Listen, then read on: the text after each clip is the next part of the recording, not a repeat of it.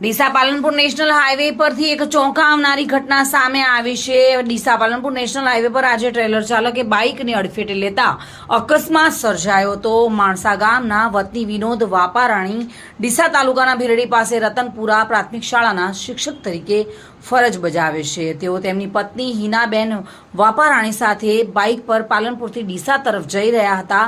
રસાણા નહેર પરથી પસાર થઈ રહ્યા હતા અને તે સમયે જ પાછળથી આવી રહેલા ટ્રેલર ચાલકે બાઇકને અડફેટે લેતા અકસ્માત સર્જાયો હતો। આ અકસ્માતમાં બાઇક સવાર દંપતી 50 ફૂટ જેટલા ઘસડાયા હતા, જેના કારણે બાઇક પાછળ બેઠેલી મહિલાને ગંભીર ઈજા પહોંચતા લોહી લુહાણ થઈ ગઈ હતી, જ્યારે શિક્ષક વિનોદભાઈને પણ નાની મોટી ઈજાઓ પહોંચી હતી। ઘટનાને પગલે ઈજાગ્રસ્ત વિનોદભાઈ તેમની આજુબાજુમાંથી દોડી આવેલા લોકોએ રાહત કામગીરી શરૂ કરી અને મહિલાને તાત્કાલિક સારવાર માટે ડીસાની ખાનગી હોસ્પિટલમાં લઈ ગયા હતા, પરંતુ ત્યાં સુધીમાં મહિલાનું કરુણ મોત નીપજ્યું હતું।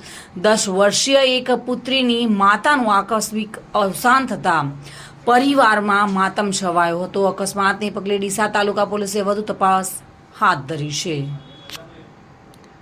ડીસાથી bureau report, today Gujarati news.